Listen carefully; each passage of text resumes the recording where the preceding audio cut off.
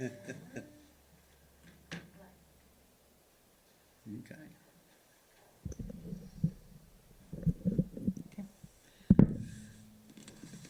Good morning to all Rosebud Sioux Tribe members.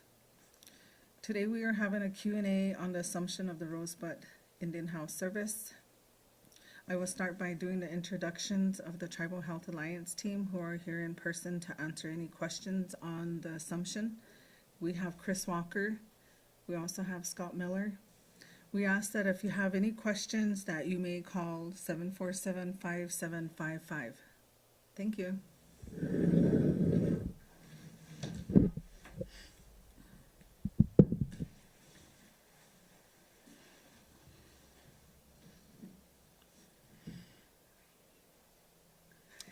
And I'll take this opportunity to give a little background about myself. I'm Chris Walker with Tribal Health Alliance.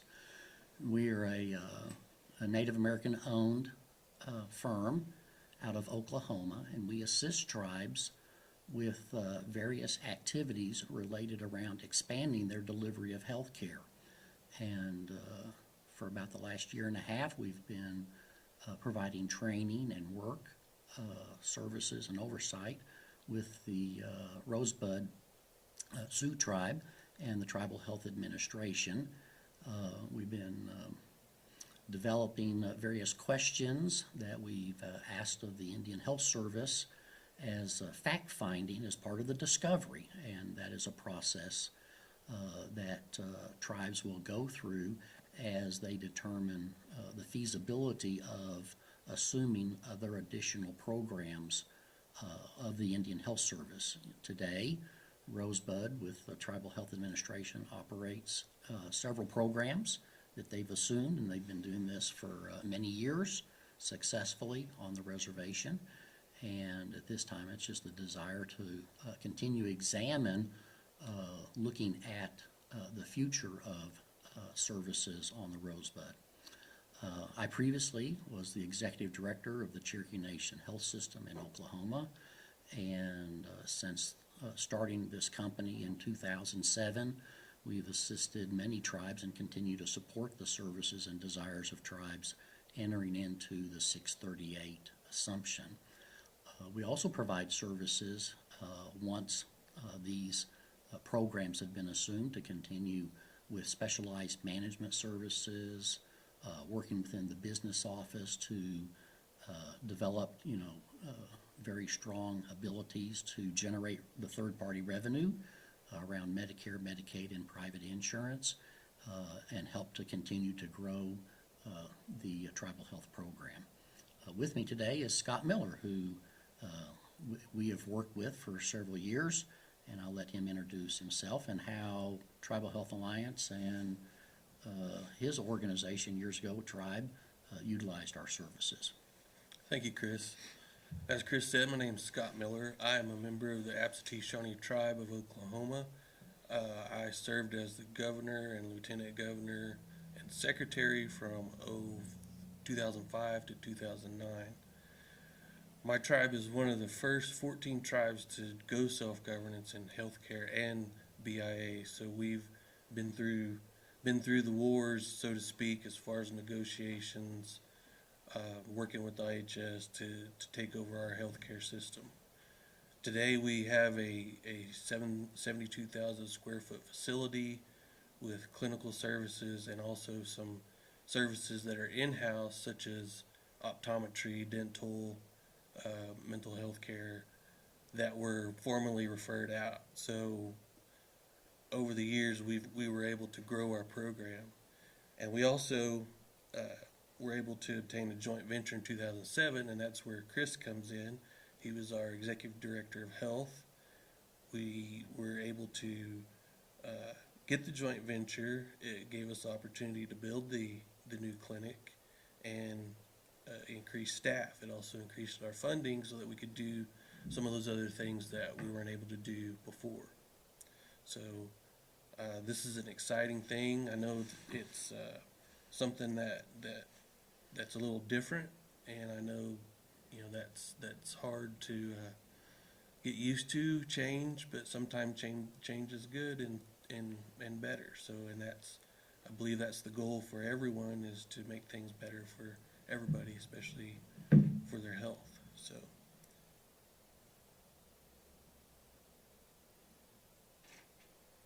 and I think kind of talked about this a little bit, driving back and forth and everything. I think to help everyone understand the difference between Title I and Title V or compacting. So Title I, you can pick and choose different programs such as the tribe has now to operate under a contract. If you go Title V, which is a self-governance compact, you have total control over pretty much the whole health care system. In that, you have a bigger voice, you have more opportunity to grow, you're able to provide services that you may not have right now, especially with IHS operating the hospital and other areas. So it gives the tribe more flexibility to grow and address the needs of the tribal communities. So that's one of the big advantages to being in a compact and even a Title I contract. So a lot of tribes have gone that way. They're successful. They're able to address the needs of their communities, and they're even able to bring on new things. So, hopefully the questions that we get and the answers that we provide kind of help put everyone's mind at ease and allow everyone to be supportive of this project. And I might add that as a tribe operates under a Title I or a Title V, they are operating the programs. And as Scott has referenced today, Rosebud Sioux Tribe operates all their programs as a Title I contractor with the area office. And you're also able to assume your inpatient and outpatient services under that same process and operate it that way for several years until you determine you want to move over into Title V. And so, when it comes to the systems, the operations, the expectations of the community, the big change that's occurring when a tribe assumes operations is decision-making is at the local level.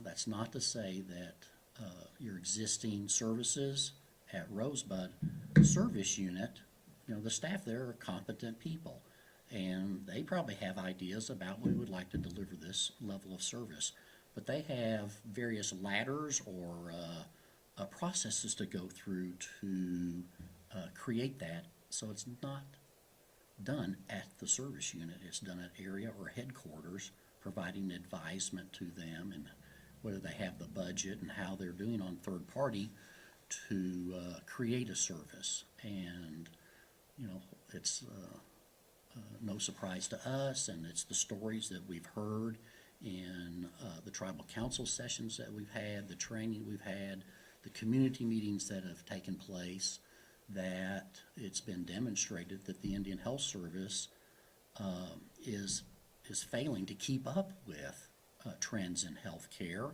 There's staffing issues. This is not particularly just a circumstance at Rosebud. This happens wherever IHS is operating a program. The process of attaining personnel is a very long, drawn-out process, or even on the procurement side. And so, when a tribe or a tribal organization, takes on that delivery of care, then they're implementing different strategies that lessen those timelines, don't make it as difficult. They're to hire staff at any level, whether it's a clerk in the lab, a nurse on the floor in a hospital, a physician, a dentist, a mental health practitioner. These can all be expedited and quicker under a tribal umbrella as opposed to the layers that the Indian Health Service must go through today. because those staff are gonna be local staff. Your HR department is here. It's not gonna be off in some other remote community. And, you know, IHS does as it can. And we know, and we've seen examples of where various services have been, you know, stopped or tailored back, rolled back, limited by the service unit and your tribal leadership, either through the tribal council or the leadership of the health administration, have made requests to the Indian Health Service about things. But, you know, I guess an easy way to say it is you're not the owner of the and the decision maker of what services are going to be delivered. And, you know, we've seen that here in the Great Plains area. Winnebago is an example of where the tribe was very concerned about the issues that were taking place at the Winnebago Hospital. We were one of the consultants working on that project with legal counsel, and they took a path of where, you know, they developed an organization with a board that works under the umbrella of the tribe, but gives kind of a little latitude for the operations to come back and be an enterprise, an operational unit that is governed by a board that are, you know, specialists in the area, physicians, legal, you know, people, and then they work with the tribal leadership to identify what are some near-term programs that can be developed. And it's something that Scott and I and our team have talked about. Is, you know, it's interesting. We look at the size of your reservation where communities are, and we scratch our head saying, anywhere else that we go, there's going to be a small ambulatory clinic that is at least providing maybe a small pharmacy, a couple practitioners on the primary care side, maybe a few dental chairs, where you're not having to come all the way to a community to deliver services. That's how it was when I was at Cherokee Nation. You know, we had, you know, two large hospital systems, Claremore and Tahlequah, and the tribe today operates the hospital in Tahlequah. But we had 8 clinics across the reservation. And so it was really addressing access to care. And, you know, the Indian Health Service, they're not going to utilize that model. They expect you to drive and wait. And as tribes develop their expertise in operating, or they're using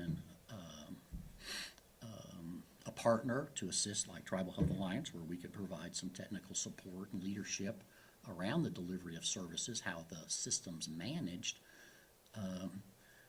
your system would be operating more like it operates in the private sector. You know, getting in, seeing the provider, getting a dental appointment, having follow-ups, and services being delivered in a more timely manner. I know there's probably going to be, you know, questions around staffing and recruiting, and you know, tribes have seen that as challenges in the past. But when we look at the vacancy rate of tribal operated programs compared to the Indian Health Service operated programs, the vacancy rates are lower among tribes. They can be more aggressive in developing specialized pay packages for personnel and recruiting those individuals and, you know, those physicians, practitioners. I'm using kind of a global term when I use the word practitioners. That's going to be, you know, any person that's licensed to deliver care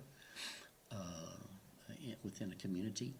To attract these people, I was, like I said, I'm from Cherokee Nation, and I was recently in one of our dental clinics back home just 10 days ago, and the young dentist there was talking about his experience.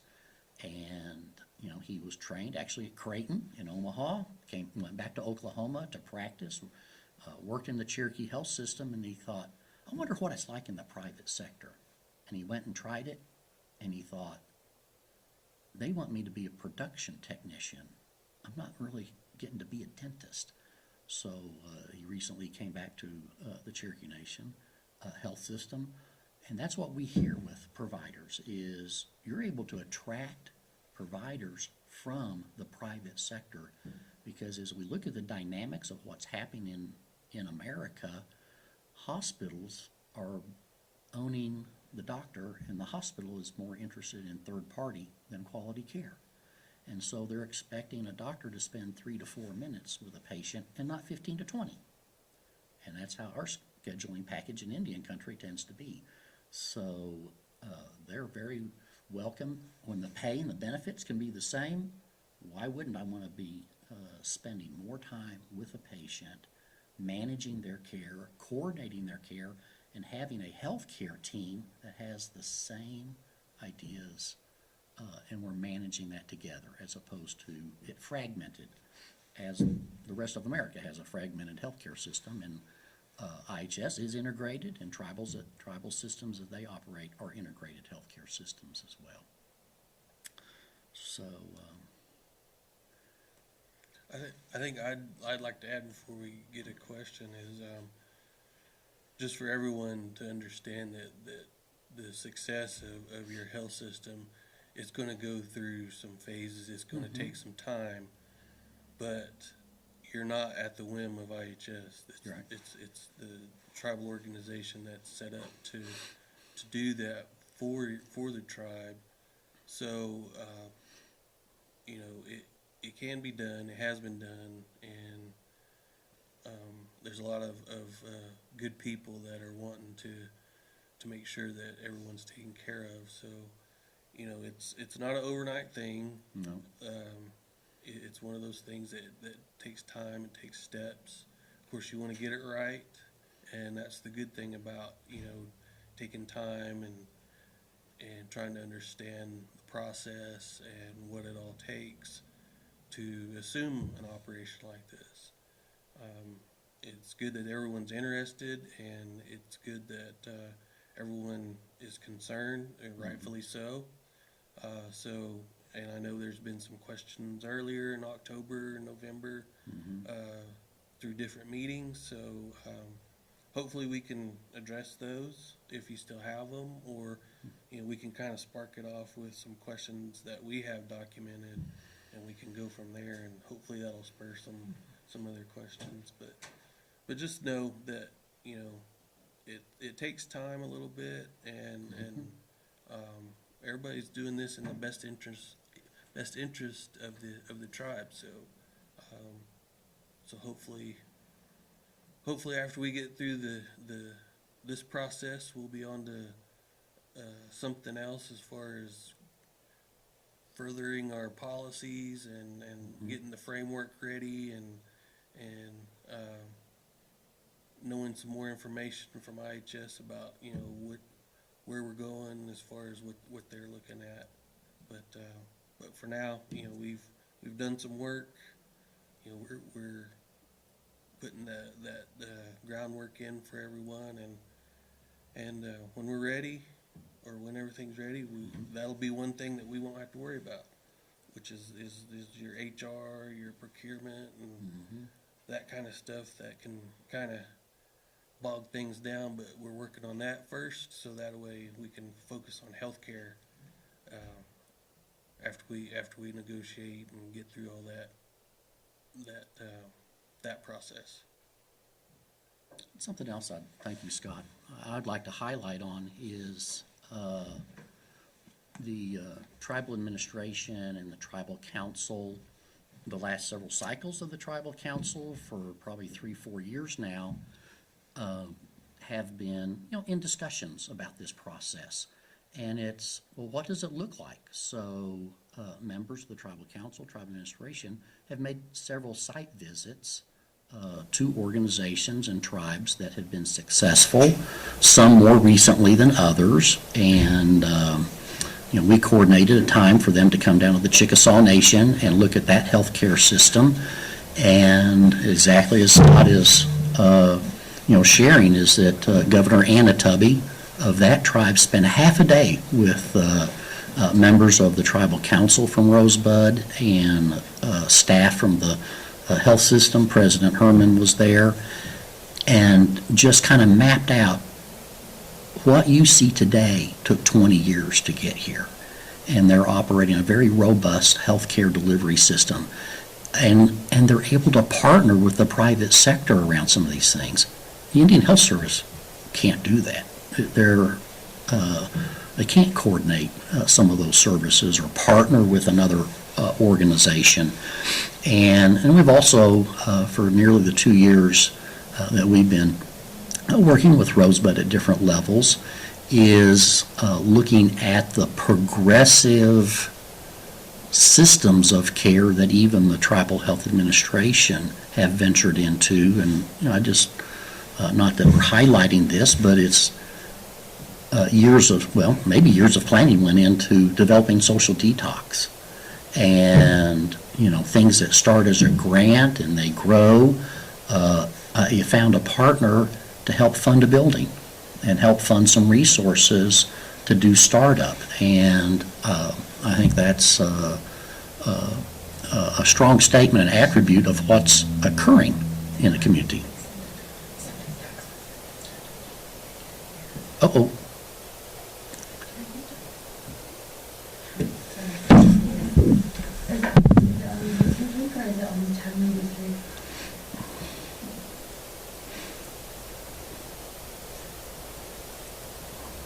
We're taking a little pause here. There's been a concern about maybe the volume of some of the systems that are being used here.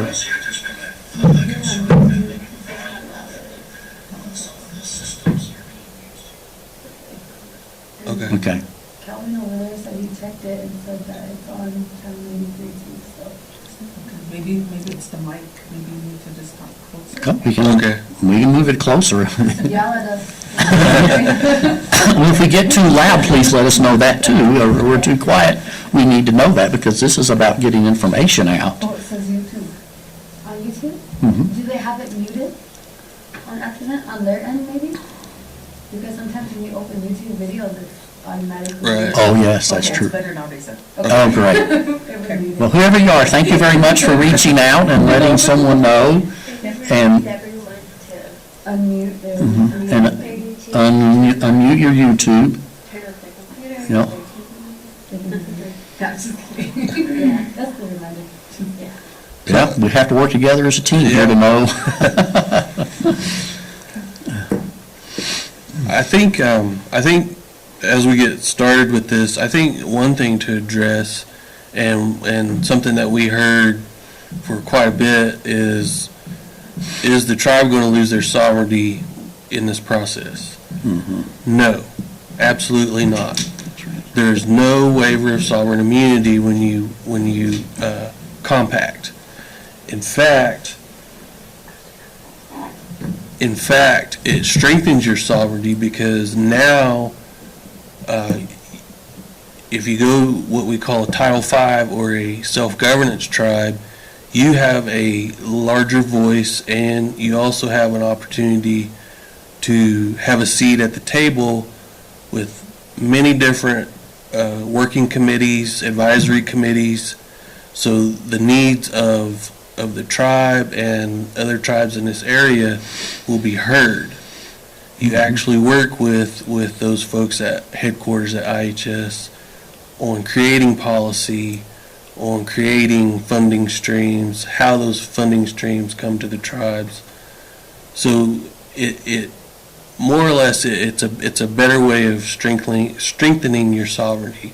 It does not affect the treaties whatsoever. The government is still obligated to provide health care to tribes. There's no way out for them to skirt that. They must provide the funding for operations and health care, and those are through funding agreements, but they're not off the hook. They're still on the hook. But again, the tribe takes over as a Title I or self-governance Title V, then the tribe has the flexibility to to reprogram funds into programs that need to be started or restarted, or address different areas that that need help or need assistance. So no, there's no losing sovereignty. There's still that treaty obligation there, and I think another question that was brought up was, will the council be running the hospital? No. This is where the health organization was created, or the board was created through a charter. The SOHS charter provided that ability to create a board to oversee this. So these board members, as Chris was talking about a little bit earlier, are healthcare professionals, legal professionals, folks that have been in the healthcare field and have been around Indian Health Service. So these are the individuals that are going to be the ones that the health administration will be reporting to, providing reports, taking direction from, addressing the healthcare needs of the reservation. So no, the council will not be running the hospital or the health system. But the community.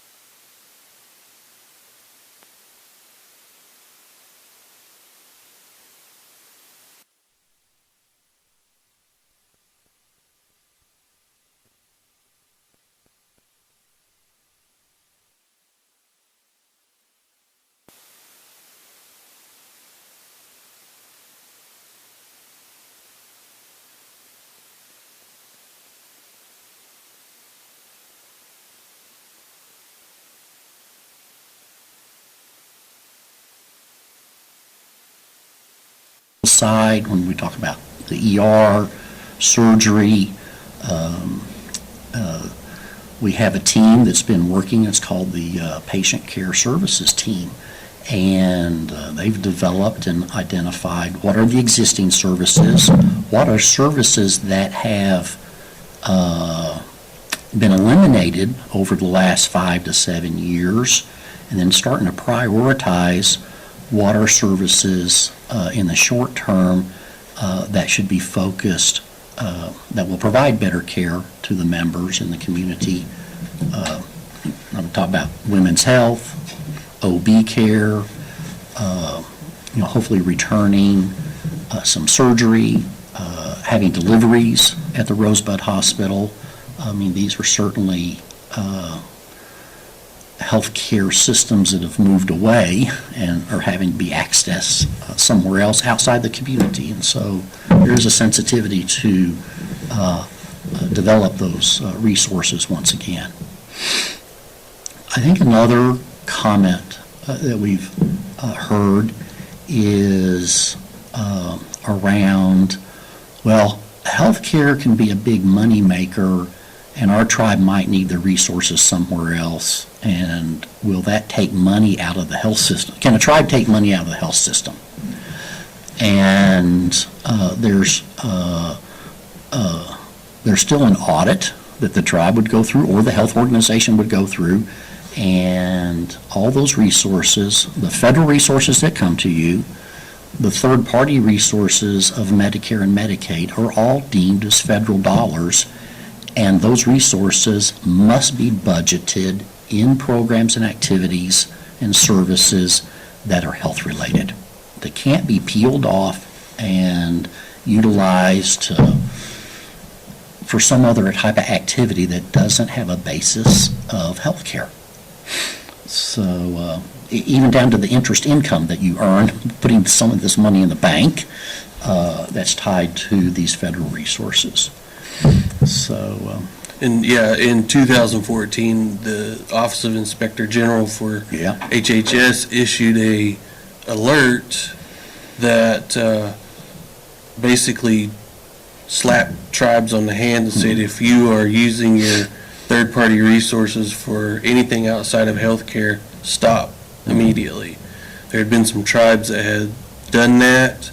They had been audited, fined, and the alert came out. So since that time, a lot of tribes that are running their health organizations have beefed up their compliance program. There's a lot of other things around that with CMS and billing. So tribes now have to have a pretty robust compliance program in order to prevent the OIG coming in and basically arbitrarily doing a review of your program and going through every detail. So everybody's a little more cautious than they were several years ago, but I think everybody has now understood that anything you generate through third party has to stay in the health system itself.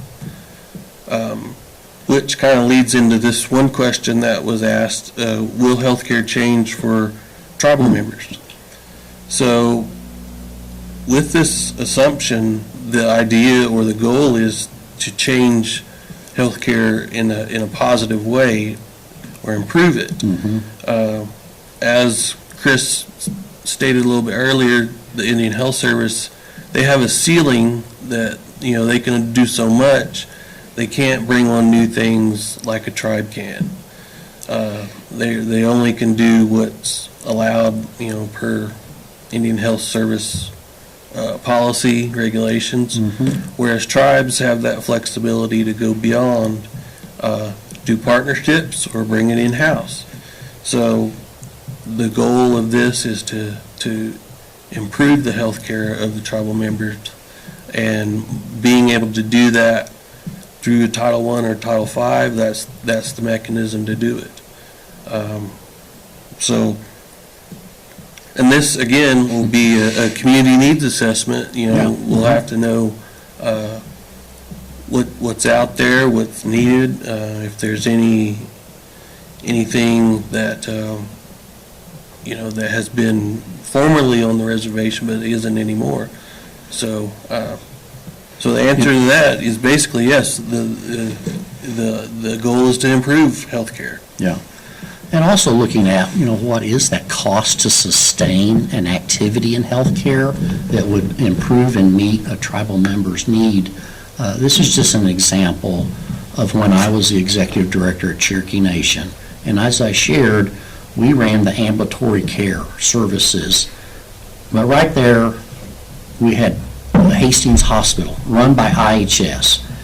And we had a huge need and wanted to partner with the Indian Health Service to do nuclear medicine, because we were having to send people all the way into Tulsa to get these services. And it was a learning experience. And we learned, no, IHS cannot accept funds outside their appropriations. So like the tribe couldn't even say, we want to gift you a nuclear medicine machine. We want to partner and have staff in the hospital with you. What was the result? We partnered with the local Tahlequah private hospital to accomplish the same thing, because the Indian Health Service could not do it. And I mean, as an health operations person, we never would have thought that we couldn't have developed a stronger partnership with the hospital that several years later the tribe made the decision to assume the operations of the hospital. And it went very successfully. You know, we had the same questions coming up about, you know, federal employees losing their job, and majority of the staff at the facility came over as IPAs. Some were retiring, but still wanted to contribute and keep a healthcare job, so they came on as a tribal employee. in the healthcare system. And since then, and looking at how to build healthcare over the last 5 years, just as an example of how, tribes can move forward and expand care, the tribe got a joint venture for an ambulatory care facility. It's 450,000 square feet, and they got $80 million of staffing money to support that. That building's now completed.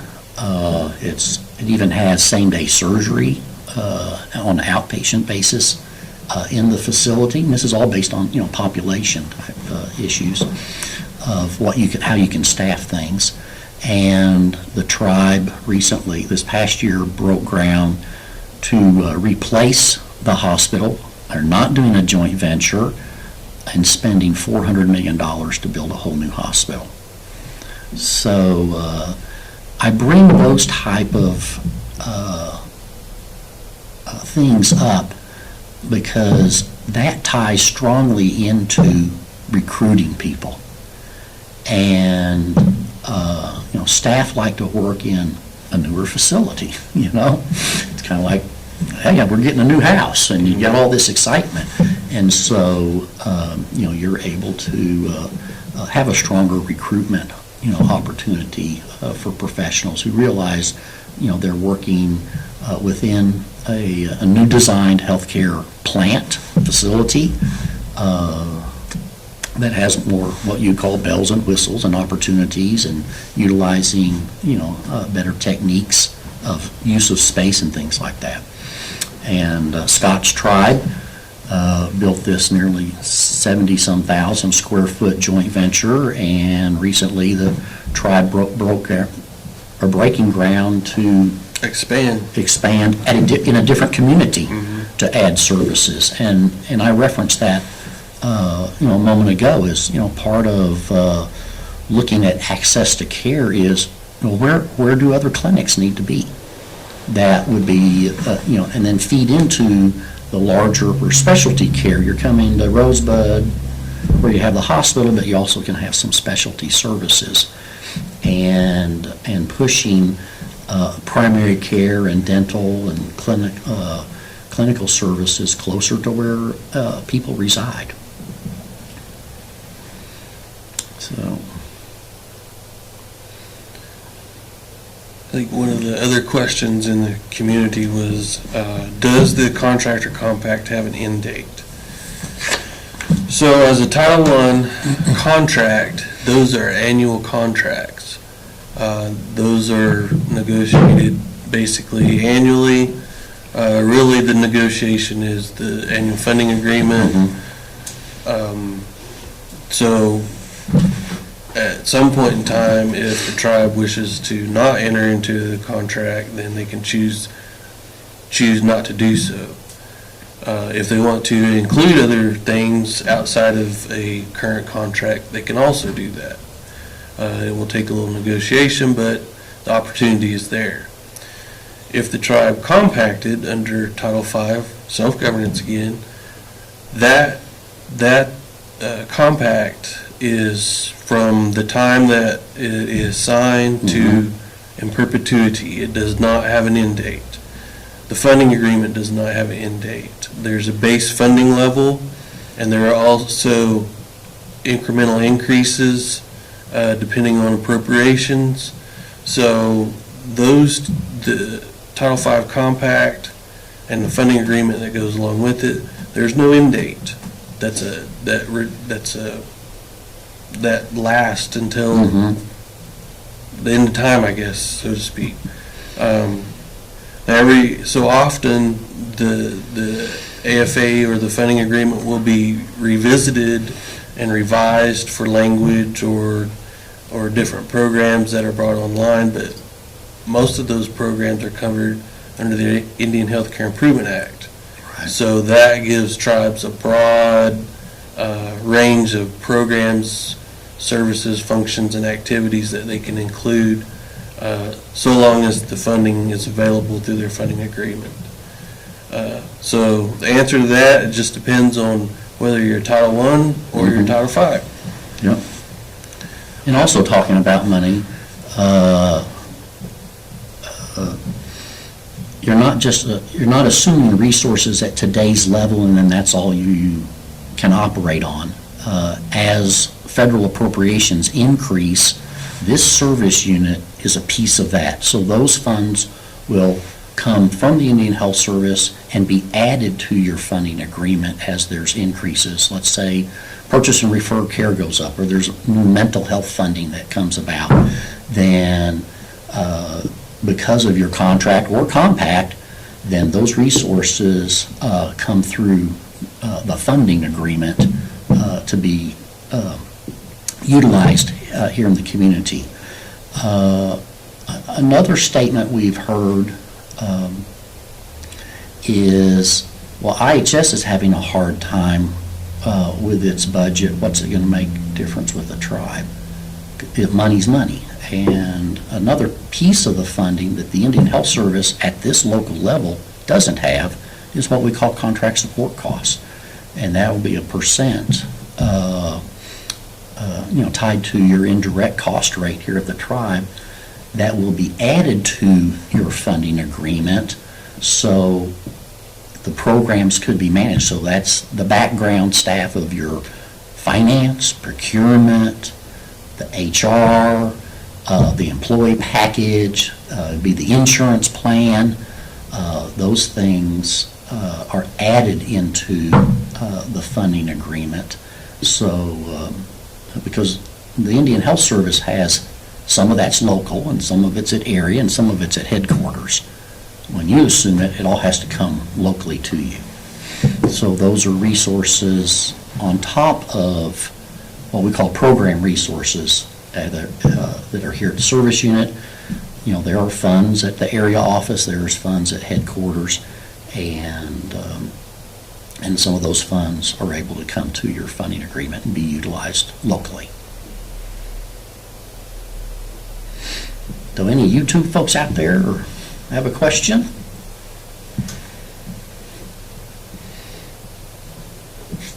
There's one, there's like a personnel question, kind of, it's not this. I guess it pertains to referrals. And whether being denied. Oh, Yeah, they can answer that. yeah. So what is the question? So it says, why are referrals being denied so often, especially with our elders? Well, the referral would be for services, and the community understands these, but why they're being denied is the Indian Health Service, and we understand that budget locally is about $7 to $8 million to access services somewhere else. And so the committee that's up there they realize we only have so much money every week to obligate. And it takes them so long to get them up there and get their care taken care of. They don't know what the other side of that is. What is the real cost? So they're obligating maybe $1,000, but it's only going to be $250. So there's really $750 that could go back into that pot. You'll still have a committee that looks at these things. Part of the caveat is referrals are going out because services aren't being utilized there. And if there's a high frequency of certain type of referrals, as it's operated by the tribe, it could be looked at as you could utilize some of your purchase and referred care funds to create the service locally and not have to refer people out. It is life or limb. The Indian Health Service, operating today as it is Rosebud, and the tribe, if you were operating today, you would be seeing a decrease in the number of referrals because now South Dakota has expanded Medicaid. And so there will be individuals who become eligible for under the state program, Medicaid, and you're not what we call PRC reliant. And so there'll be a payer in front of the PRC, so to speak. So they could still refer someone out, but but you have Medicaid, you have Medicare, you have private insurance, and work that through the process smoothly.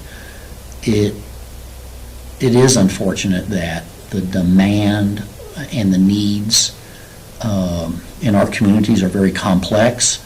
And years ago, you ran out of resources soon. Some areas a lot quicker than others. And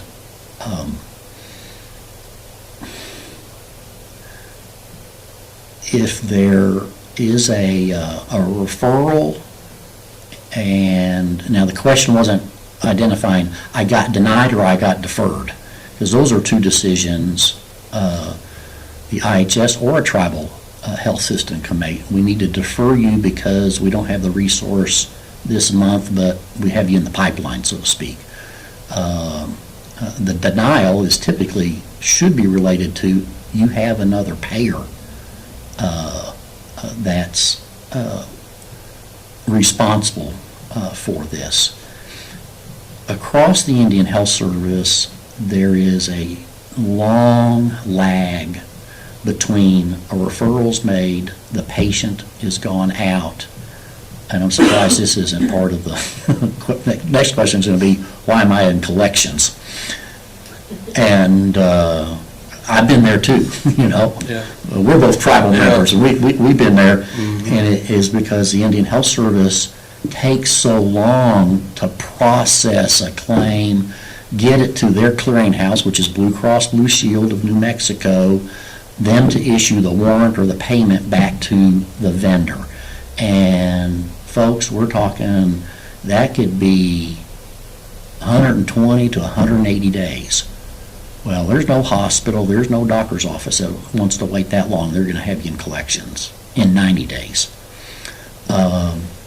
Under the tribal program, we would recommend, we have a different vendor that you would use, and these things just work a lot quicker, where the system has approved, the patient goes out, the bill comes in, it's electronically it's coded, it's identified this is what to pay, and this company pays in about 30 days. But they're using the resources of the PRC program. So I hope that shed some light about this process, and there should be a priority to our elders. It usually goes to life or limb, but with expanded Medicaid, we should see, okay, whether it's a tribe or the IHS, where states have expanded Medicaid, they're seeing less of those denials and deferrals occurring, and they're actually able to address more PRC needs than just life or limb. They're even getting down into some other types of treatments and services that we would have never fathomed possible. The other thing tribes can do, and we don't know if Rosebud has this capacity, tribes can help fund PRC. So, and some tribes do that, where they'll put money into the budget, and we see that's happening less now with expanded Medicaid. But, you know, we're just 6 months into this expanded Medicaid in South Dakota, so it'll be interesting to see, and that's a request that we're making now, this week, to the Indian Health Services. What uptake in third party have you seen? How well are you doing on getting this group, 19 to 64 years old, who are now eligible for services? You know, how are you helping work them through the process, get them approved, and now the service unit is earning third party on that. So we anticipated seeing about a 25 to 30% increase in third party. So we're 6 months into this. Well, we're not 6 months into their fiscal year, we're 6 months into the state being in the position to having expanded Medicaid. So there ought to be some half year of data there that we can analyze with from the Indian Health Service. But we have to make the request. They're sitting up there thinking, well, you haven't asked us yet, so we're not gonna let you know. You'd think, hey, you're transparent, and they know the tribe's going through this process, but the requirements are we have to ask. So we ask a lot of questions. They're all documented, and then we document what answers come back. And we typically have a second or third question when the information comes back to clarify things, so.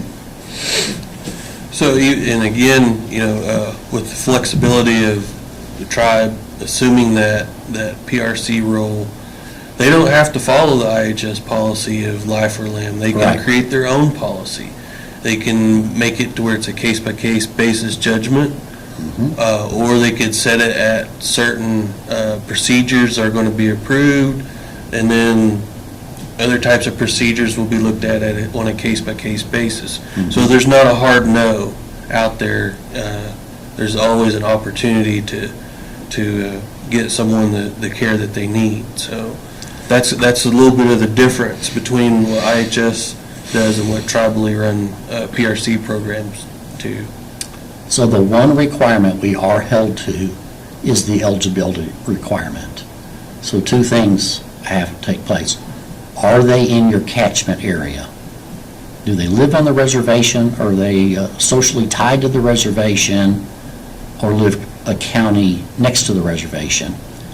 And the other is, if they're uninsured, have they gone through a process and been denied state Medicaid? And so those are the two conditions, because PRC is payer of last resort, so the health system, along with the patient, will go through that process. And if they get denied coverage, then PRC becomes the payer. Another thing that's occurring nationally within Congress and with the Indian Health Service is there's been a request. So often it's like, well, I don't live close enough to the reservation, and I'm Rosebud. So Oklahoma, our whole state is a PRC state, and so the senators, respectively in North and South Dakota, are making that same request to the Indian Health Service. So the Indian Health Service is studying making both all counties of South Dakota PRC eligible. Now, where that's managed will be interesting, but that has been a complaint, a strong complaint in the past, is I don't live on or near the reservation, because that's the requirement.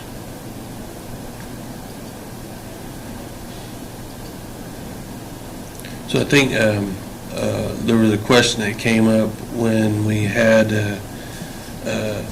a couple of sessions with the employees at the hospital about PRC.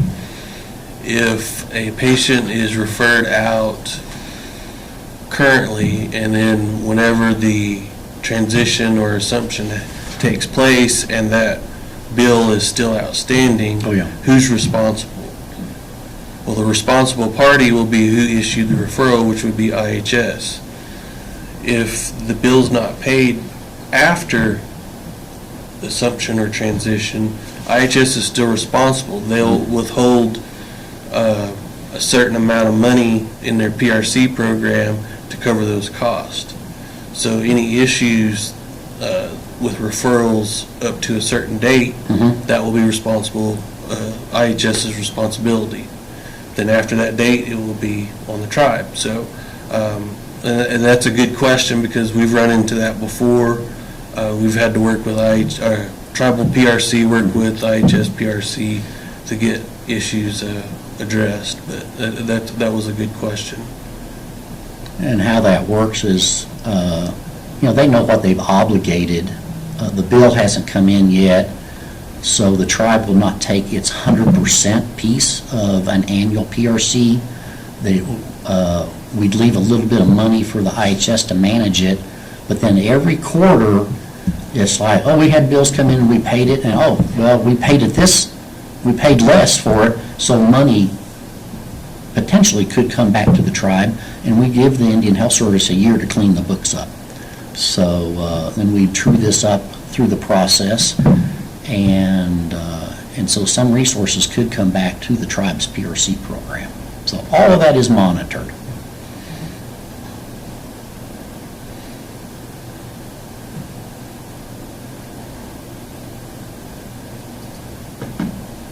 We have heard of several questions also about hiring staff after transition or assumption. Will IHS have any part of hiring employees for the health organization? No, they will not. The health organization will have its own HR department. It will have its own application process. There are some things required by law that we must maintain, which is background checks, Yeah. credentialing of providers. So there are some elements that we're required to do by law, but IHS will not be involved in that process whatsoever. Now, if an employee happens to what we call be an IPA, then there's a little bit different process there. Basically, we're buying back their service from IHS.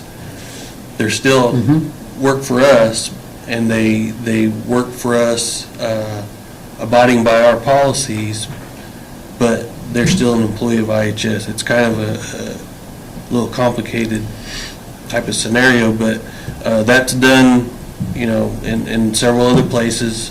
And basically that person still gets paid by IHS. IHS issues an invoice to the tribal organization. Tribal organization pays that invoice so that the employee is paid. All their benefits stay with IHS if you're an IPA employee, so the tribe doesn't have anything to do with those benefits. There's also Commission Corps, which that's a whole different process also. Those are basically contract commissioned officers in specific areas. Those are agreements between the tribal organization and the Commission Corps itself. So there's a couple of different scenarios out there. And then, of course, we have tribal direct hire, which the health organization would take on that role of doing the interviews, doing the vetting, background checks, etc. So a lot of things will be a little different, but then there'll be some that'll be the same. So, and again, there'll be a little bit of flexibility there as far as tribal preference, of course. So, that's one thing that the tribe gets to exercise, and IHS doesn't necessarily. So the Indian Health Service did have 2 days that their HR staff came down to educate and address those type of questions with the federal employees. We were able to participate in those. Dr. Warren, who's the chairman of the board for the organization, was present to address those, as was President Herman. But that is a duty of the Indian Health Service to educate their employees about the choices an employee has. A question we've heard in the community is that very question about, well, what's the tribe going to do with all these IHS employees? And last May, President Herman, with the approval of the Tribal Council, issued a letter to the Indian Health Service stating that it is the desire of the Rosebud Nation tribe to accept all eligible employees who want to stay with the federal government and continue to work at the Rosebud facility. That was not shared with the employees by the Indian Health Service. It went to the area director, and we just assumed that they would, share that. But the agency made this comment several times at the meeting, but we don't have a proposal from the tribe yet. So they're thinking, well, we don't want to do the work until we know that something may happen someday. It doesn't hurt to be educating, but, they're waiting for the tribe to, have a proposal. And the proposal just says, here's the programs, here's our scope of work, here's the monies we're going to be asking for, and then we're going to negotiate. And then, we negotiate, we come to agreement terms, the contract or compact is signed off on, but in there would be a date in the future that the change occurs. And and that's an unknown at this time. The agency has, once a proposal goes to them, they have 90 days to review it and approve it. They can take shorter than that, but they can take longer. Well, they can't take longer. They can request an extension to go longer. Well, that's held to the tribe.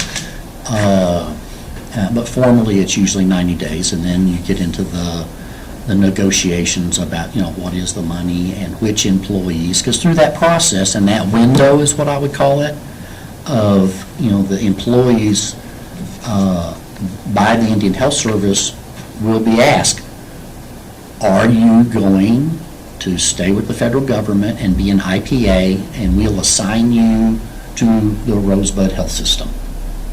So all that is not something, the tribe's already made that decision, but the tribe does enter into an agreement with that employee, with the Indian Health Service and the tribe. So it's kind of a triad agreement based on every eligible employee.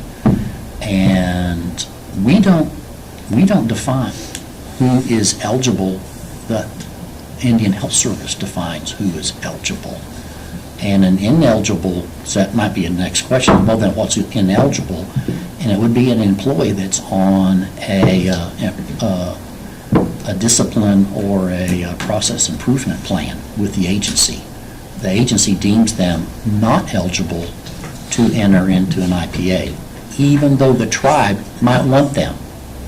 So that could be a group of employees that are saying, I love my job here, I have great satisfaction working here. Yes, I had an issue, and if they want to stay in that role, then they'd have to consider that coming over as a tribal hire, should the tribe want that individual. And we have seen that happen, unfortunately. And like I've said, the Indian Health Service and its HR system is a national system. You're going to have a Rosebud system, so. Okay, I think we had someone text in a question. All right. Or similar question to one that was asked. Does the trust and treaty responsibility of the government to the tribe go away with assumption? I think we talked about that a little bit, but no, it does not. The trust and treaty responsibility of the government does not change. Instead of relying on the government to provide health care to the Rosebud Sioux, Rosebud will have the ability to provide health care services to its members based upon the medical needs of the tribal membership. The government will be required to provide funding for the operations of all health care programs and the hospital through a compact and a funding agreement with Indian Health Service. This does not waive the tribe's sovereign immunity, nor does it release the government from its trust and treaty responsibility. So in the compact itself, there's language in there that says that this compact does not waive or I forget exactly what the language is, but it does not waive the sovereign immunity of the tribe. It's just an agreement, a government-to-government agreement, to where the tribe basically says that we're going to, this is our role as in operating, this is our role in operating the health system. This is the government's responsibility. Both sides agree, they'll sign. But the government's responsibility is essentially to provide the funds that it would cost them to run the program and to provide the services, which which you're talking about, the funding agreement, and Chris alluded to, and contract support. So if there are any issues that come from that, then both sides, and this is stated in the compact itself, both sides come together, and basically it's a mediation type of process first before it goes to any further legal action. There are times that that's happened and things have been settled. There are other times that has gone to court, and we've seen that over the past few years. So there's no way for the government to get out of their responsibility as far as treaties and trust responsibility. Again, it strengthens the tribe's sovereignty because they have a voice. Basically now they're able to, in a way, dictate to IHS how they want to see funding come to them so they can provide different services instead of the other way around. I think there was one question that had come up about, if after assumption something goes awry and things aren't going well, can the tribe give back the program or give back all the programs? Well, it's not that easy. There's also a process to that. There would have to be some negotiations on what they call retroseeding. So tribes can retroseed a portion or a specific area or all of, but there's a negotiation process in that. There's also a timeline, so there's a little bit of a process. The only way IHS will come back and take over a program is if it's in what they call imminent jeopardy. That means there's gross negligence in care, there's gross negligence in use of funds, so it's got to be really bad before IHS will come in and what they call reassume the program. It's happened before, but it rarely happens. There's all kind of opportunities for the tribe to correct their actions, and there's also folks like us out there that come in and assist tribes in correcting those issues. IHS also, through technical assistance, will assist tribes in correcting issues. So there's a lot of opportunity to take care of any issues that might come up, because realistically, at the end of the day, IHS doesn't want to reassume the program. All right. They want to get out of management, and that was discussion among tribal leaders years ago. So they're going to provide every opportunity for the tribe to, basically what it is a corrective action plan. It'll be agreed to, and then there's a reevaluation process. So no, it's not that easy to give it back. There has to be circumstances that are so dire that IHS will come in, but it's got to be really bad before IHS steps up and wants to reassume. But we don't want to get to that. Okay, go ahead. Sorry. Somebody said that they tried to call the phone, but there was no answers. Oh, no. oops. Oh. One other question I gave was him. Okay. Can I get the Q&A, please?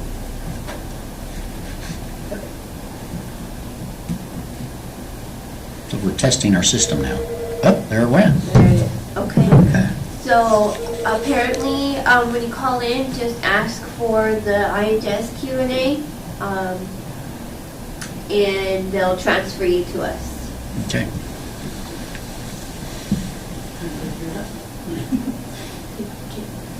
Can they hear something?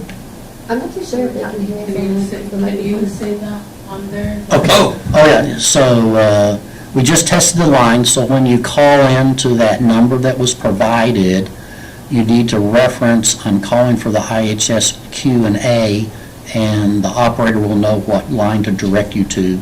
We've tested it, and the phone just rang. 605. And they ordered a Diet Coke and a hamburger. I'm just kidding. Large pepperoni pizza. Large Okay. Just being a little humor here, but, Please and thank you. and if you're out there listening, Scott and I came over to be with the antelope community last night, and because of the travel advisory that was issued, it was deemed that's not a safe, don't ask the public to get out at 6 o'clock at night. So this is the next best thing, and we appreciate Skylar and the IT department and these wonderful gals getting this together this morning for us so we could have this very important, time to discuss, take your questions, have a response. I hope that you have a sense that this is our passion. We've worked with many tribes across the country. You have many right now that we're working with that are, at different levels going through some assumption, or as your tribe is taking on more. There's, a lot of several tribes out there that haven't taken anything yet, and they're kind of going through this fact-finding, learning experience. And there's a strong community of tribal-operated health systems. There's a whole national organization, the Self-Governance Education Coalition. They have an annual meeting, and tribal leaders can attend that to learn things. Tribal health administrators come to that, and it's really the cutting edge of what's going on in Native American country today, and bringing that thought back to your own community and looking at, hey, we haven't addressed this. How could we go about and plan for X, Y, Z? And sorry to interrupt, but can you guys reintroduce yourselves? Because we have people who are just now listening in and know that this is going on, so they don't know who you guys are that are talking. Oh, okay. All right. All right, yeah. So, well, thank you for that. I'm Chris Walker with Tribal Health Alliance. I founded Tribal Health Alliance in 2007 after working with Cherokee Nation, where I was the executive director, and actually worked in the Bush administration. So since 2007, our team of specialists have been assisting tribes with program expansion, improving their third-party accreditation activities, becoming accredited. We've done joint ventures, we've done small ambulatory clinic expansion, and it's just, we have several members on our team. Scott is one, and he comes from a unique background at having been a tribal governor and lieutenant governor of his own tribe, a health systems operations person. We've used him several times in assumption processes, doing these Q&As as we are today. And so that's who I am. And I love this work. Yeah, my name's Scott Miller, and as Chris said, I'm a member of the absentee Shawnee Tribe. I was a tribal governor and lieutenant governor. I was thrown into the fire basically in 2005, and learned real quick a lot of what not to do's, but also learned what to do, and gained a real interest in self-governance and health. And of course, my tribe's one of the first 14 that went self-governance in both BIA and IHS. I served as the self-governance director there a couple of years after being out of office for, I want to say 6-7 years, and then joined Chris, as he said, on a project. And so since then, I've been working with him and fielding questions sometimes from my own tribe, and do my best to answer them. So But yes, this is a passion of mine too, especially the self-governance side, because as a tribal leader, I learned that, we control our own destiny. We don't want anybody else to, especially a federal agency. So, so this is the best way to do it, especially, in healthcare. And we received one. Yeah, and thank you for joining us. Yes. We appreciate that. Yes. And we know people are coming on and some, you have your schedule and going, but we have a question coming about telehealth and telemedicine. And that's a very active process, and that should be something, I would think, even at the IHS facility, they're engaging about, do you want your appointment to be a telemedicine or a telehealth appointment versus, be a virtual versus an in-office or come to the clinic, especially on follow-up things.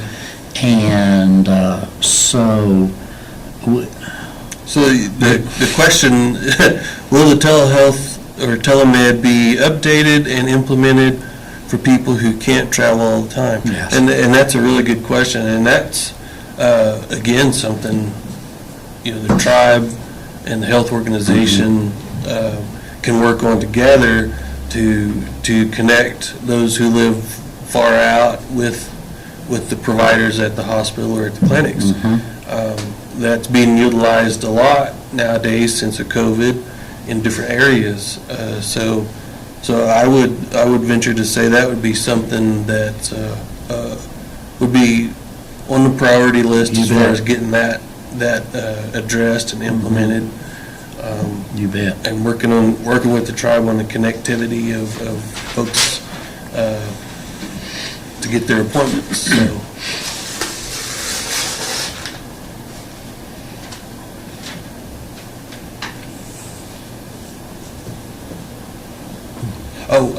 I wanted to do just a quick follow-up on the question that was posed about giving operations back if things don't improve. So yeah, there's a process to that, but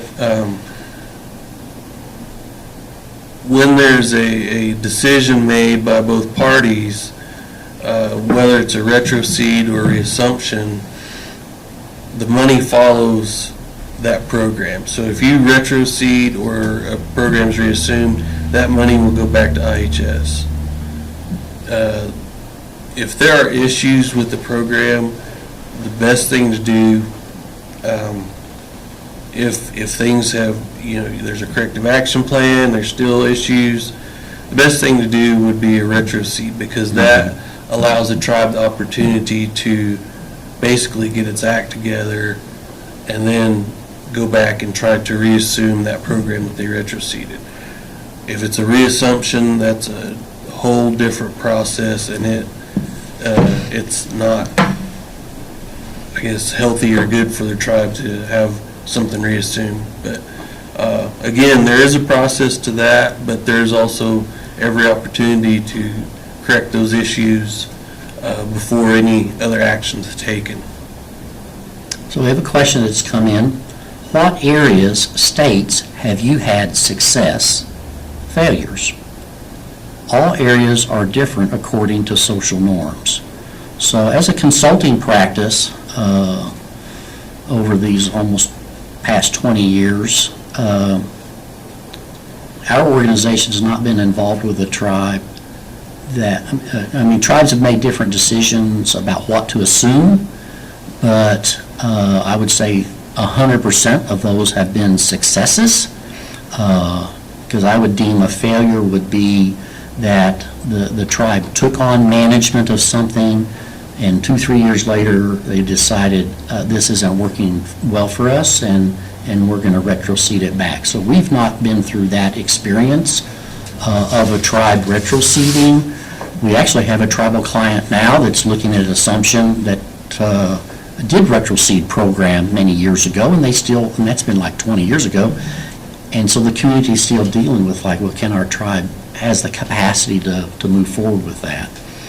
And sometimes, tribes will, they will assume, and this is where Rosebud is, they have assumed quite a few of mental, behavioral health services, your CHRs, But then you've moved even past that and are offering services, much like your social detox that you've launched. You have residential programs that you've incorporated in that delivery of care model, as opposed to just doing the basic counseling.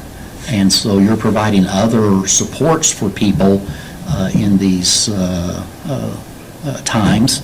And I mean, those are strong success stories. And so, you know,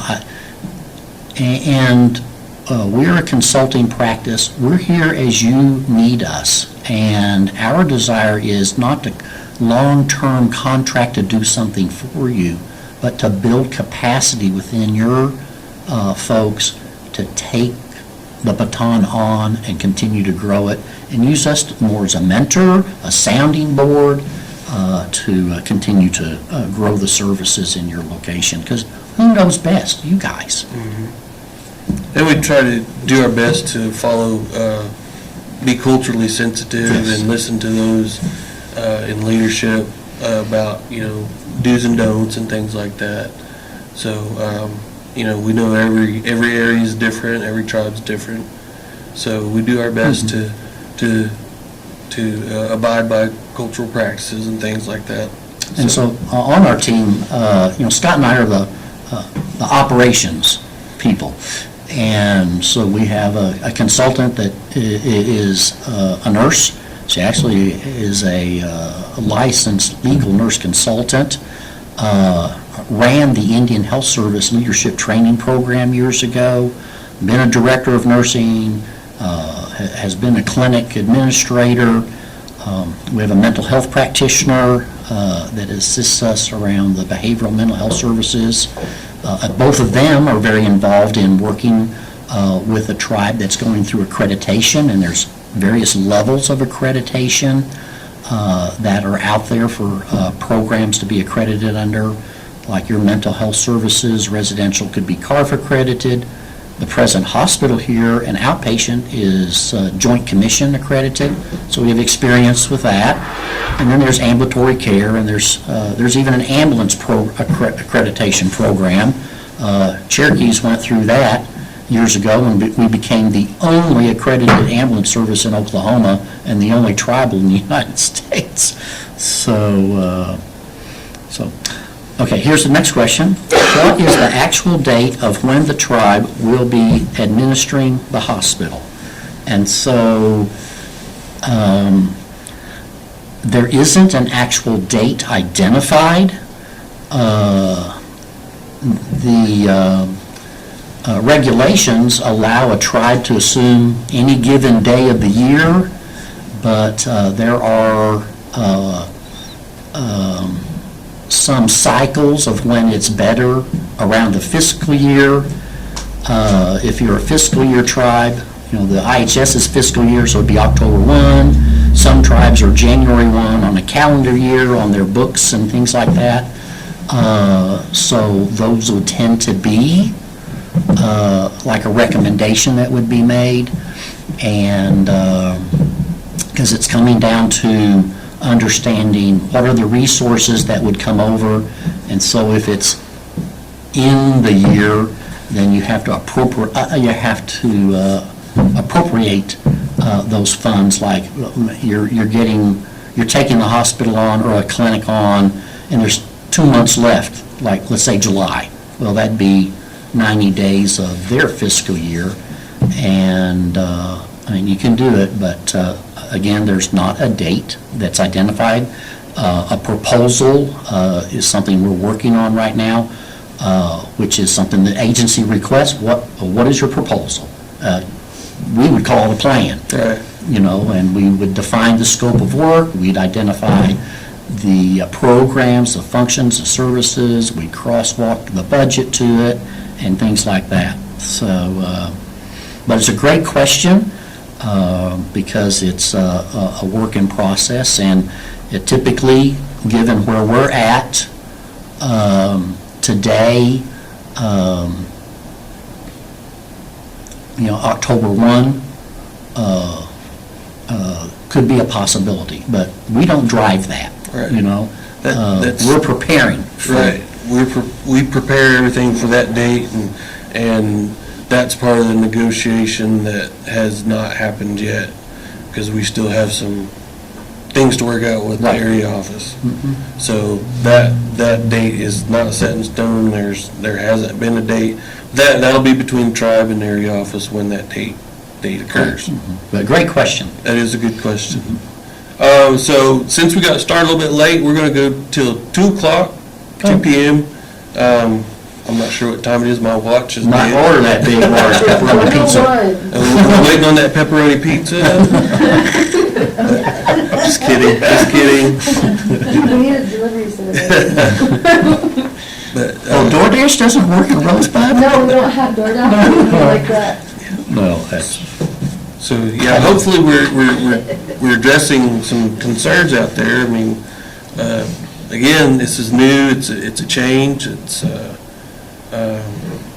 it could be kind of intimidating and concerning to hear what all is involved, and, you know, there's always rumors around these kind of things, and hopefully we kind of put some of those rumors to rest, as far as, you know, are employees going to be fired? No, employees aren't going to be fired. The council's going to be running it? No, the council won't be running it. So, I mean, it's everywhere. I mean, you get these kind of concerns, but hopefully we've addressed those so far, and to a comfort level where everyone kind of understands what's going on. You know, there's a lot of technical data that goes into these assumptions, populations, numbers, things like that, that it's really hard to translate, I guess, especially if you haven't worked around it, what all is involved. But a lot of that data is held at IHS, and that's where we have to make our request to for some of this that isn't readily available. So that's another thing that we have to work through when we can get to a negotiation. well, there's a request about, you know, further Q&A sessions. And we're always, you know, open to that. And, you know, we do it with technology that the tribe has. And if this is how it meets your needs, and then we're here. And if you want us on site, then we can get here. And that would need to be a planned thing. And so if a format like this works and you get your things addressed, then we're open. We have other team members that could be involved in this process. Another individual on our team, I didn't name the others. We have 2 other consultants on our team, and we're located all across the United States. So, you know, there isn't a Tribal Health Alliance home office, because we're in the field working with our clients. And so we all work from our respective homes, really. And so we have 2 very talented ladies in our business office and PRC arena. One of these ladies is actually an instructor with AAPC, which is the National Billing and Coding Accrediting credentialing company. So teaching, you know, an individual how to bill and code the healthcare visits that come through.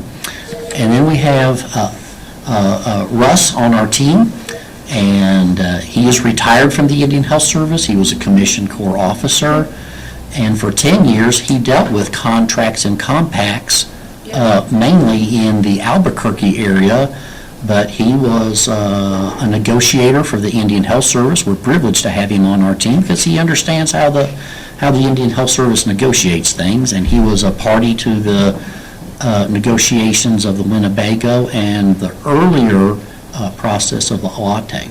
But he has worked the Nashville area, the Great Plains area, assisting those areas with their negotiations, along with Phoenix, and then his time in the Okay. Albuquerque area. So that kind of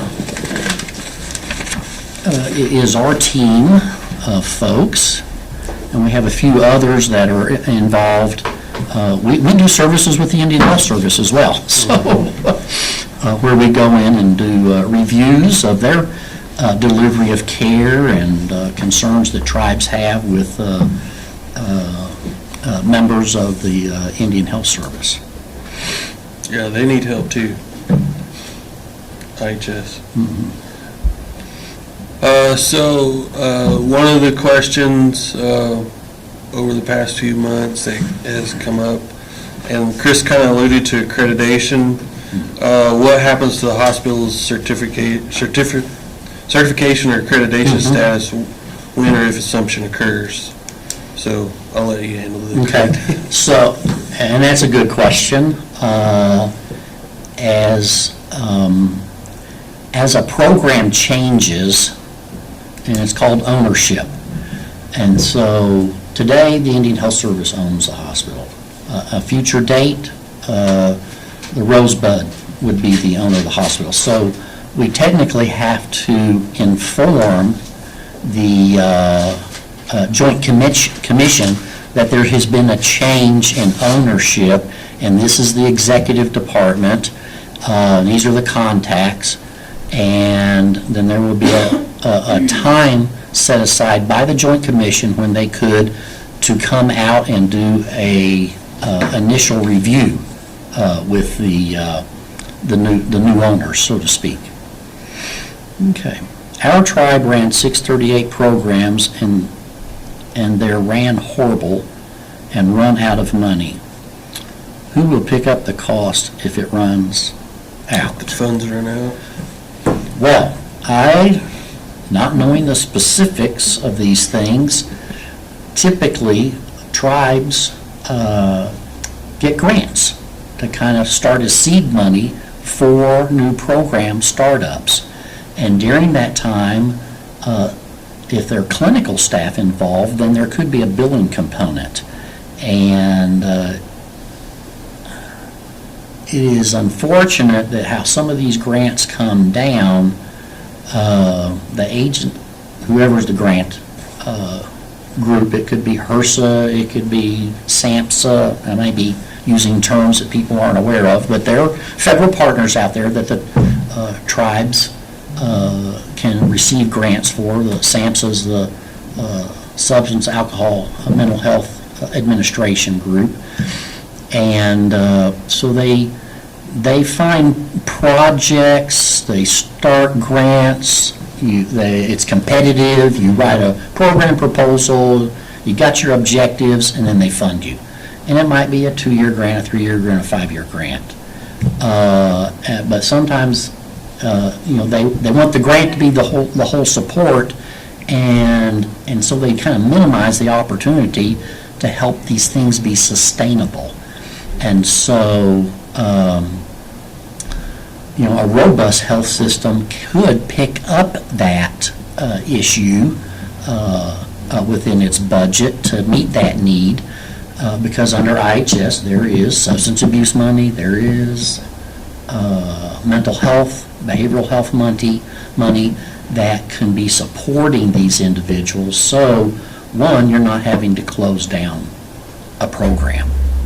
And we've worked with a lot of tribes where the expectation is the program's got to make it themselves. So we've got to create a sustainable pathway. Or the tribe just doesn't really have the resources because they're attempting to meet quite a few needs within their community. So this scenario, if it's an issue of management and them running out of money, certainly that's something that would be looked at internally to see if there's what's going on. I mean, again, not knowing what the specifics are, this could be evaluated by the board and health leadership. There could be a disconnect of some sort, And then like Chris is saying, if the program is generating third-party revenue, this is an avenue to kind of supplement a program. But again, you'd want to look at what's the issue with the program, and why are we running out of money if it's got a budget? So Yeah, and then are you going over your budget? So this brings up a very interesting issue, is that tribes have developed these service from grants typically, or from tribal resources, have developed programs that have a sustainable pathway called billing third party. But you need to have a business office to do that. And they need to understand how to code and how to bill, how to collect, how to make the deposit. Is that the issue? And that's something we do around our feasibility of what is the tribe doing today that has licensed personnel that they can be billing for. So Tribal Health Administration has a tribal management grant.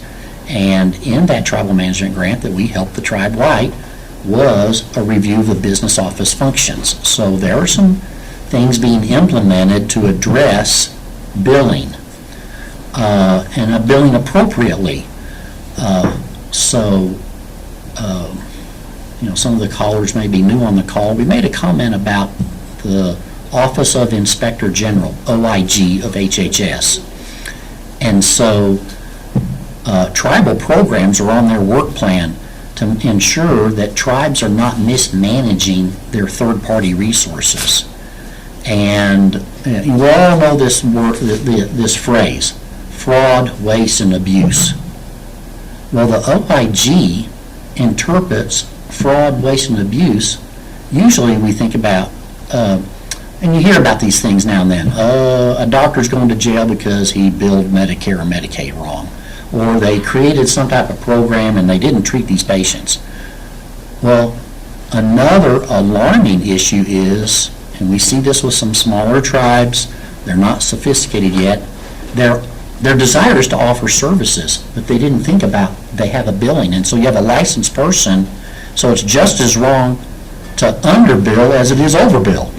And there are some tribes that could get themselves in some technical issues if they're offering services that Medicaid or private insurance would pay for, and they're choosing not to bill.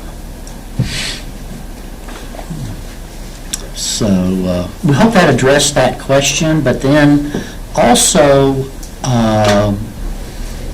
as a consulting group and working with tribes that have accepted grants, and these grants have performance measures, and we've come in and worked with the tribe to understand how you document your performance measures, you go through the process, because if these are federal tied grants, then there's a project officer on the tribal side, there's a project person on the government side, that the tribe has to be making some reports over to that on how they're taking and managing that grant. And this can be semi-annual, annually, a year-end report, things like that. Because you could wind up on the list over here, you're the NAD button, you wouldn't be eligible to go after a grant. right. And we certainly don't want that to occur, because it's excellent opportunity to have grants that start as seed money that can grow into other things. So, excuse me, one of the questions that we also heard was what type of specialty clinics will be in place? Will there be extra funding and sustainability?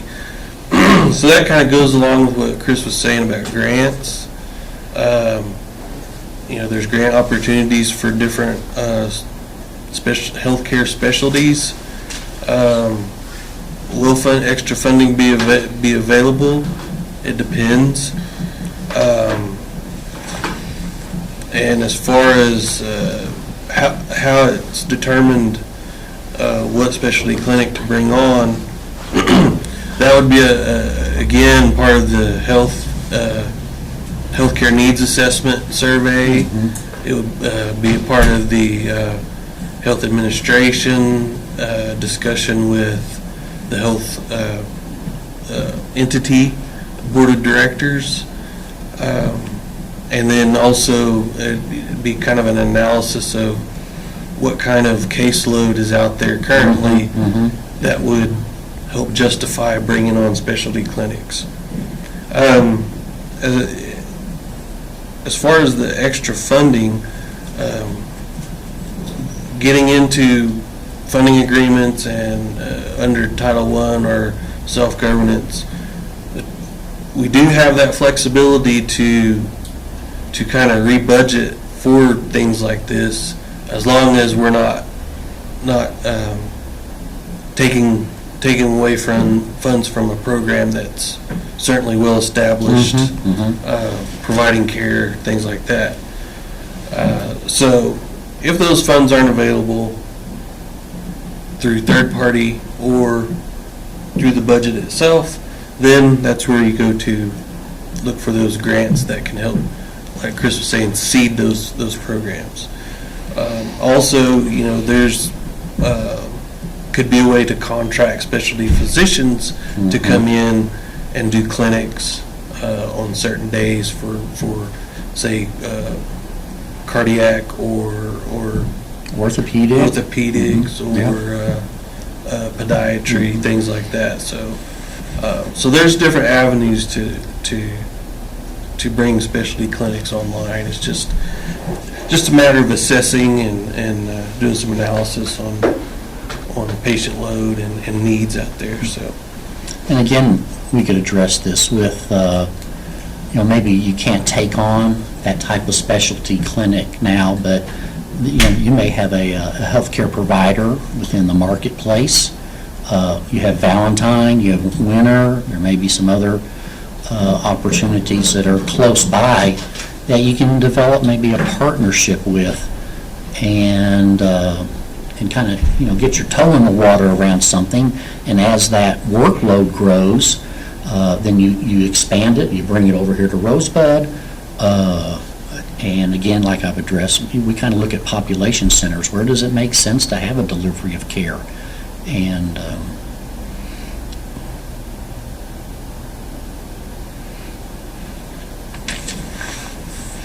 so, got another question here. So,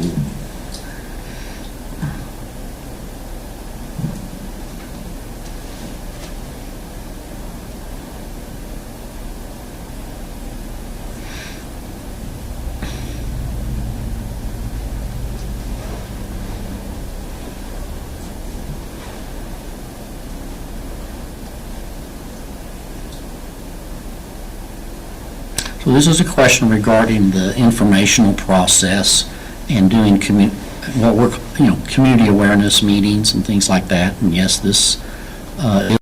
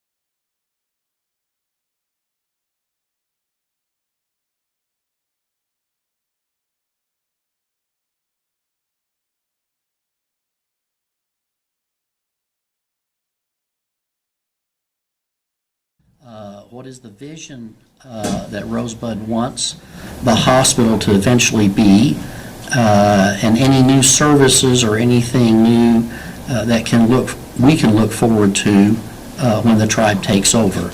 So as part of one of the processes is the planning phase, and it's a discovery process. And Dr. Toby from Mass General Hospital, who works with the tribe and also works for IHS, has been the chair of this patient services committee. And so they have drafted a document for the board and the consultants related to the services,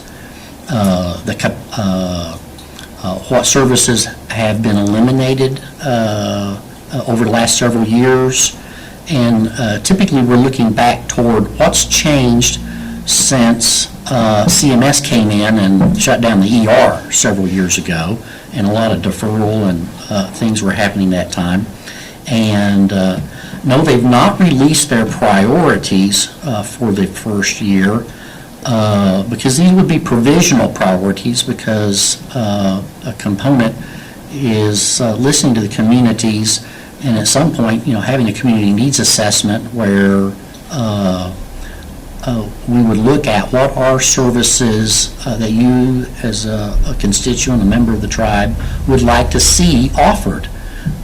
It could be something being returned. So yeah, they are very sensitive about returning services, and I would, in the discussions we've had, we would see that those would be the first year priorities, as opposed to something totally new that the health system has never done even under IHS. So it would be the return of services and developing those. And so the board has asked the consultants and has administration about developing the proposal. So the proposal would be going through all these services, patient services at the facility, and prioritizing those, because that would be that becomes a part of the proposal that's submitted to the agency. And so that would be information that could be released and identified. The second part of that question, or a different question, is about legal counsel, and there is legal counsel assisting. It's a member of the Hobbs Strauss, Dean and Walker team that specializes in the IHS assumption process and consulting tribes regarding their contracts or compacts and their respective funding agreements, and working with them on unique system development, much like the charter that has been put in place here at Rosebud, that I activated the health board. But another part of that is, what are the priorities in negotiations? And those are very succinct processes that the agency lays out. So, there's a template for these documents that we will be completing and bringing back to the board, and doing a report out with tribal council at a future date. And because that's a responsibility within our contract. And then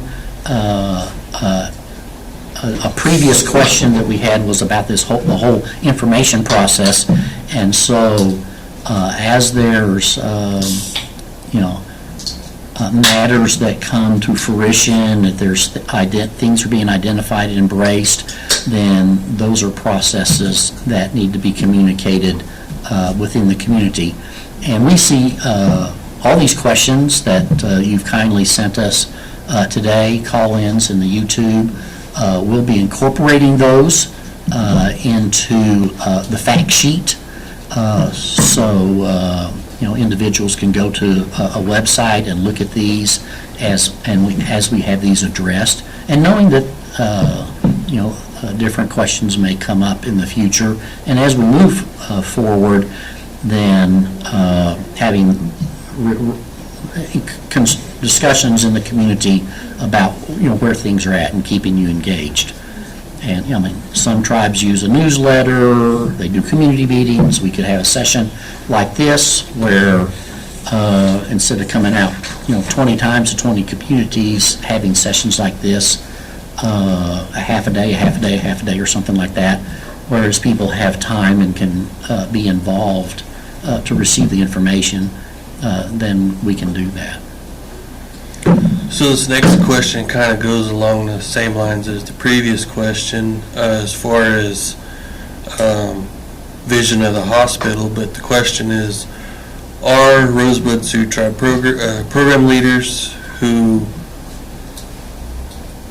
are around longer than the council seats, and are communities going to be involved in the same way for negotiations and vision of the hospital? So I think Chris kind of addressed the vision of the hospital and the programs. That's the community needs assessment is the mechanism for community involvement. That's going to include everybody. That's not just a specific group. That's everyone on the reservation and all the communities, even those, really all tribal members, enrolled tribal members will be part of the community needs assessment. As far as the negotiation goes, as a former tribal leader, that's a government-to-government negotiation. So your elected leadership will be doing the negotiation with IHS. That doesn't involve any lay members of the tribe. That's your primary leader or their designee negotiates with the area office or OTSG, but that function of negotiations is for the elected leadership. Well, I would say that's why we want to draft this proposal that identifies the programs, the services, other communication pieces that the community can say, okay, yeah, that's the deal we want you to go after. Yes, I would say at that level, there's a level of involvement. When it gets into the room to do the negotiations, then those are components of the document, and the agency would pretty much have to tell us, no, we can't do that. Well, if we return some program in the first year, the agency can't say no. But let's say we would like to do something 3 years from now. They may not want it in, because we said the contract's an annual contract. So it's like, well, what are you doing now and in this first year? Well, we want to make sure we have those things in the agreement. If it's something that's to be out later, maybe the board has prioritized it at a different time, then we would come back to negotiations and we would add that to the contract. Because then the agency is aware that the tribe is putting resources together, as attracting staff to work on XYZ, whatever that program service is, and so. I think we might be, it might be good to kind of explain the appropriation process as far as how the money flows from Congress down through Treasury, down through OMB, down through IHS. So yes, there is an appropriation for IHS that is distributed to the tribes through the funding agreements, depending on whether you're Title I or self-governance. Those are similar, but all that's based upon data. It's not just, on one hand, you don't go up and request, we've got these number of people, and we need more money. It doesn't work that way, unfortunately. All that's formula based. That's been vetted. That's been done years and years ago when self-governance first came about. Again, the first 14 tribes were part of the the wars, so to speak, to negotiate line item by line item. That's not done anymore. That process has gone away. So those wars have been had. There's been a formula put in place. Tribes receive a base amount of funding, but they also can receive additional funding through the year based upon different appropriations, whether IHS has money sitting back in for a specific program. So there are opportunities for increases, but they may not be reoccurring. They may be just a one-time increase, and then your next year you may go back to a base level, or whatever level is established if those funds are reoccurring. So there's two opportunities that a tribe could have an increase in the level of appropriations and fundings. One is a staffing package that's tied to a joint venture, and that has been a discussion here with some tribal leadership. Your tribe has been very active in going to your senators and to the agency about opening up the joint venture program. And so what that would mean is that you would put a plan in place to replace the hospital. You'd look at the population to be served here. That's different than what IHS would say, so we would press them. This is the membership that's on the reservation that potentially could access care here. And because we've seen other tribes do that in the joint venture realm. What comes with that is as the facility comes on, it's now designed and constructed by the tribe, financed by the tribe, and it would be the increased staffing package that would come with the new facility. So that could be a huge increase of third-party resources. The other is that your health system, the Rosebud Community Service Unit, is funded less than 34%.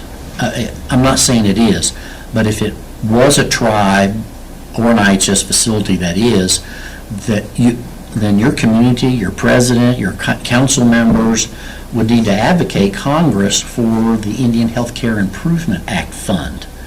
And this is money that only goes to those lower funded tribes, and it's reoccurring. Unfortunately, the last time that happened was in 2018. And so evidently, and these tribes are still low funded. I mean, there's tribes that are, and that $72 million only brought tribes to 34% level need funded. The Great Plains area is funded better than that, and we're looking at Rosebud's funded at about 50%. So, but if we get this population increase and the joint so the other side of that, your tribe has been very forthright in advocating for the joint venture to be opened.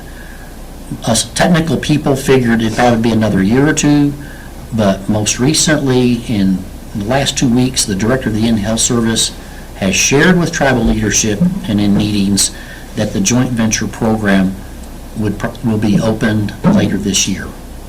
So that's exciting news, and so that's another, internal project that the tribe, as it's serious as this comes out, would need to get their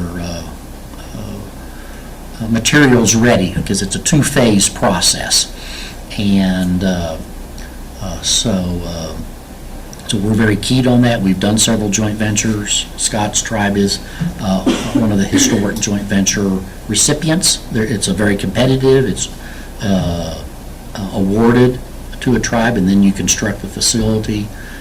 We're working with a tribe in the Great Plains area today that's on the joint venture. They've taken many years to get their project moving in that direction, and they could potentially be getting another 180 employees, and IHS funds that.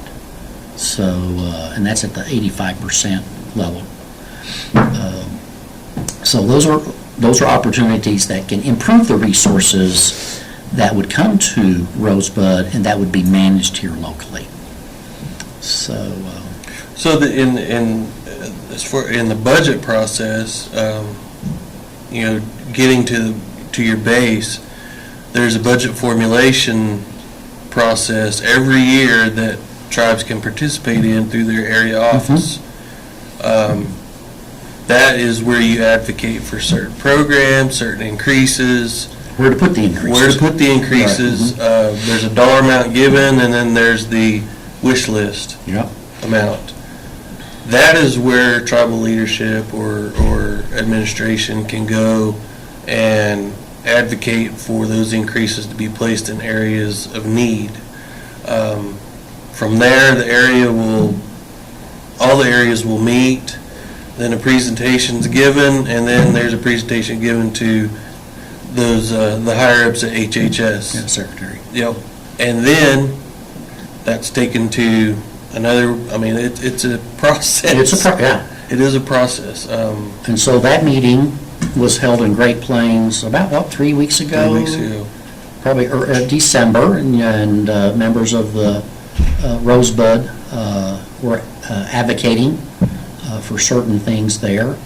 And so now that's, each of these 12 areas will then have a meeting. They've elected people to kind of argue the position. Great Plains kind of needs this, or Oklahoma thinks it needs this. So it's a process. And, but this is the budget 2 years from now. So you got to really be thinking forward and working on that. So, okay.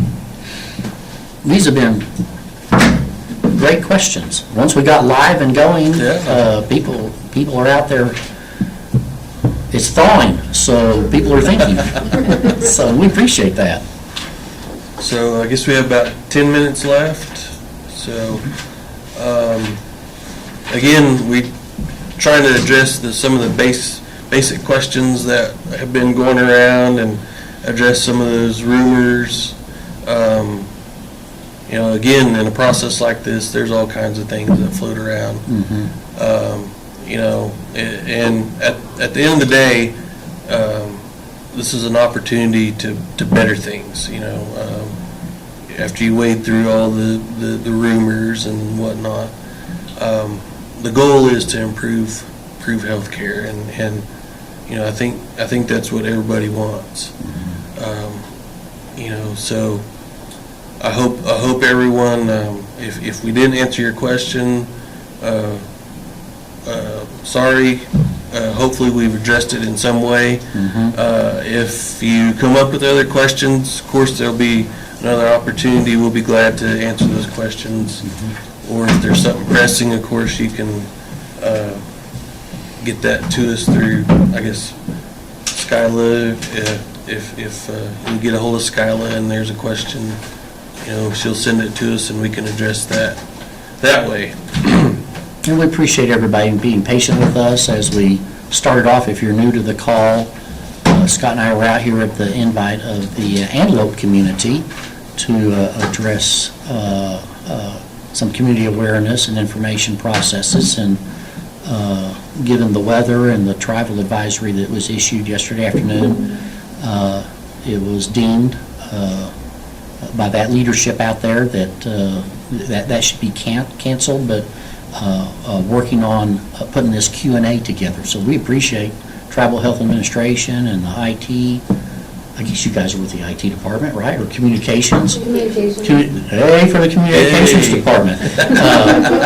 Getting this together since 3 o'clock yesterday afternoon, and we've had great participation with excellent questions. And of course, we'd always like a higher level of participation. We probably had a lot of listeners, and they may have a question in the future. And as you see, we have these questions here. We'll be pulling these into a document we've already started. Some of these are very unique and different than what have been addressed.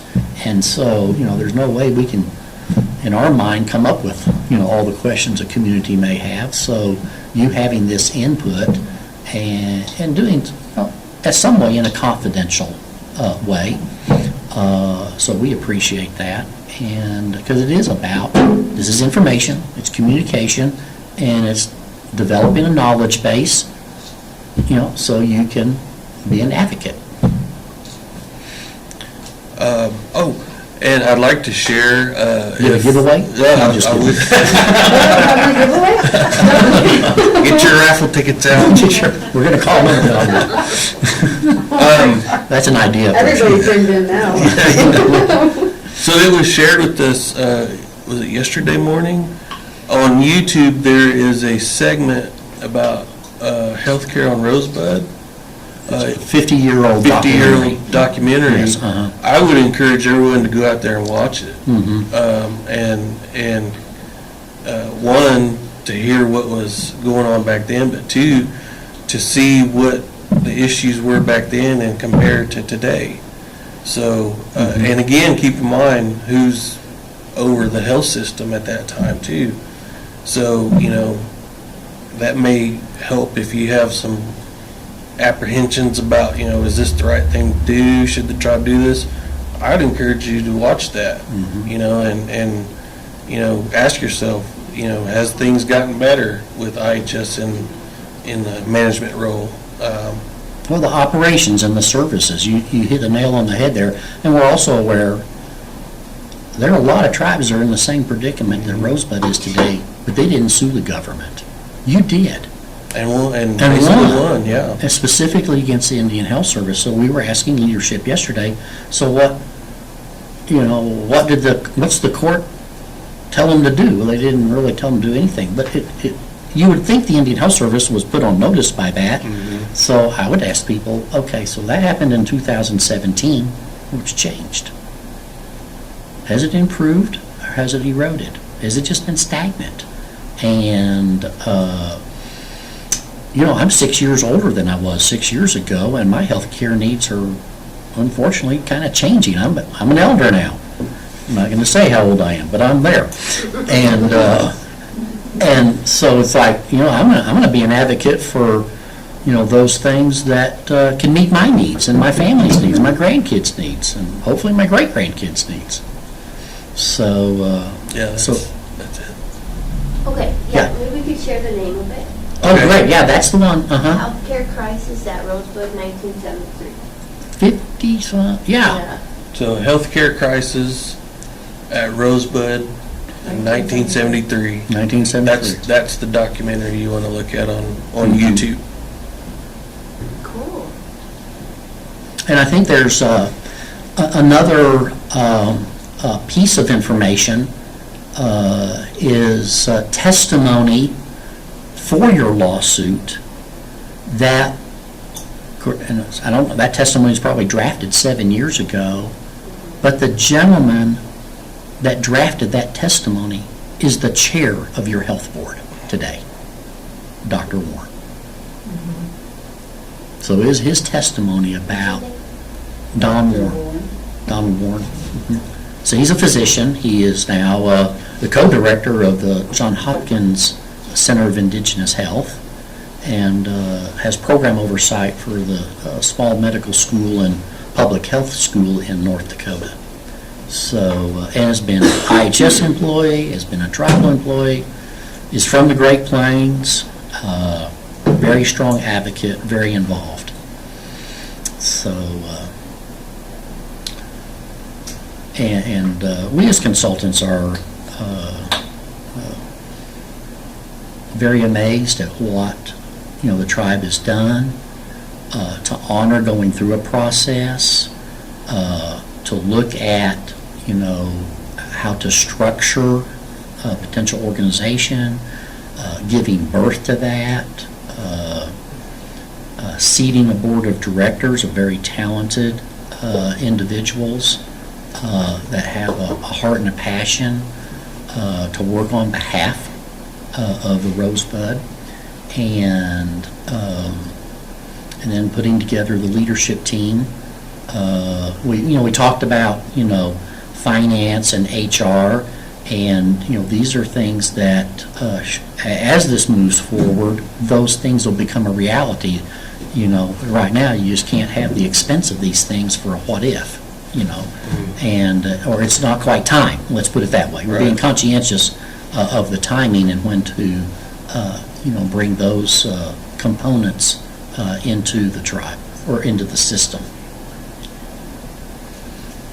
So we got about 1 minute? 1 minute? Yep. Okay, 1 minute, okay. All right. so I guess, thank you for your time. Again, yes. Again, We appreciate that. We appreciate that, and, you know, again, if you have any other questions, there'll be another date that I guess we'll come out, or somehow we'll be able to address those. So just, I guess, be on the lookout for a date. Mhm. Okay. Yep. All right, thanks, guys. Thank We you. thank you so much for your help and assistance today. Appreciate it. Again, community, it's been great questions.